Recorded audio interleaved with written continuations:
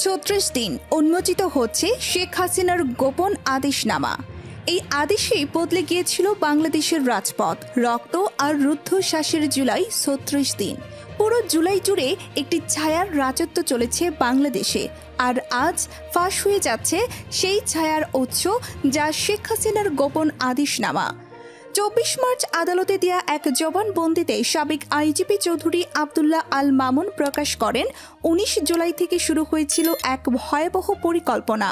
প্রতিদিন রাত ৯টা ধানমন্ডির এক বাড়ি আলো নিভে যেত, আর আলোচনায় থাকতো কিভাবে থামানো হবে আন্দোলন, কাদের নাম থাকবে ব্ল্যাকলিস্টে, কারা যাবে গুমের তালিকায়। সভাপতিত্ব করেন স্বরাষ্ট্রমন্ত্রী আসাদুজ্জামান খান কামাল, আর সেখানে উপস্থিত থাকতেন এসবই প্রধান মনিরুল ইসলাম ডিবির হারুন, এনটিএমসির জিয়াউল আহসান, র্যাব ও আনসারের প্রধানরা।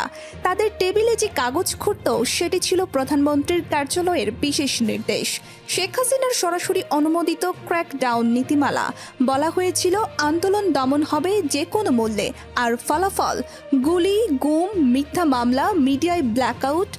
এখন প্রশ্ন, এই আদেশ কি ছিল আইনি, নাকি ছিল ক্ষমতা ধরে রাখার এক ভয়ঙ্কর ছলনা? কোটা সংস্কার আন্দোলন থেকেই স্বৈরাচার পতনের এক দফা। পুরো জুলাই যাত্রা ছিল চরম উৎকণ্ঠা, আতঙ্ক আর দৃপ্ত সাহসের নাম, যেটির ইতি ঘটে ৫ই আগস্ট। বাংলার আপামর ছাত্র জনতার কাছে যে দিনটি ৩৬ জুলাই নামে পরিচিত, যা জুলাইয়ের এক একটি দিন ছিল রাতেরও চেয়ে অন্ধকার। ওবায়দুল কাদেরের নির্দেশে ঢাকা বিশ্ববিদ্যালয়ে ঢাবি শিক্ষার্থীদের ওপর হামলা করে ছাত্রলীগ। আর ১৬ই জুলাই বেগম রোকেয়া বিশ্ববিদ্যালয়ে পুলিশের গুলিতে জুলাইয়ের মাঝামাঝিতে রংপুরে আবু সাইদকে হত্যার মধ্য দিয়ে কোটা বিরোধীর মতো অরাজনৈতিক একটি আন্দোলন রূপ নেয় রাজনৈতিক আন্দোলনে। আন্দোলনের এক পর্যায়ে এসে শিক্ষার্থীদের সঙ্গে যোগ দেয় সব শ্রেণী পেশার মানুষ। বুলেট উপেক্ষা করে ঝাঁকে ঝাঁকে মুক্তিমুখীন জনতা নেমে আসেন রাজপথে। ৩৬ দিনের রক্তক্ষয়ী আন্দোলনে ১৫০০০-এর বেশি মানুষের আত্মত্যাগে স্বৈরাচার মুক্ত হয় বাংলাদেশ। শুরু হয় নতুন ইতিহাস। ৩ আগস্ট শহীদ মিনারে এক দফার ঘোষণা দেন নাহিদ ইসলাম। ৫ই আগস্ট দেশ ছাড়তে বাধ্য হন শেখ হাসিনা।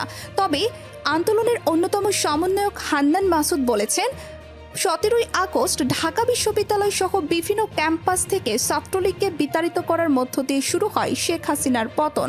জুলাই মাস শুধু একটা ক্যালেন্ডার নয়, এক একটা দিন যেন এক একটা ষড়যন্ত্র।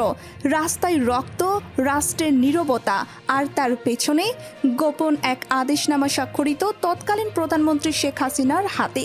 এই আদেশের ফল ছাত্রদের রক্তে ভেসে যায় রাজপথ, পরিবার হারায় প্রিয়জন, সাংবাদিকরা হয় নির্যাতিত, ব্ল্যাকলিস্টে নাম, গুমের ভয়ে আত্মগোপন। কিন্তু আজ সব ফাঁস।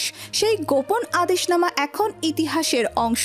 শেখ হাসিনার পুরনো বক্তৃতা কন্ট্রাস্ট, যিনি বলেছিলেন দেশে কোনো দমন পীড়ন নেই, তাহলে তিনিই কি লিখেছিলেন সবচেয়ে ভয়ঙ্কর দমনযজ্ঞের নির্দেশ? আর জুলাইয়ের ৩৬ দিনে যা ঘটেছে তা কি ছিল আন্দোলন দমন, নাকি গণতন্ত্রের কবর? আপনিও জানুন সত্যর ইতিহাস। লাইক করুন, কমেন্ট করুন আর সাবস্ক্রাইব করুন, কারণ সত্য চাপা পড়লেও ইতিহাস একদিন কথা বলেই।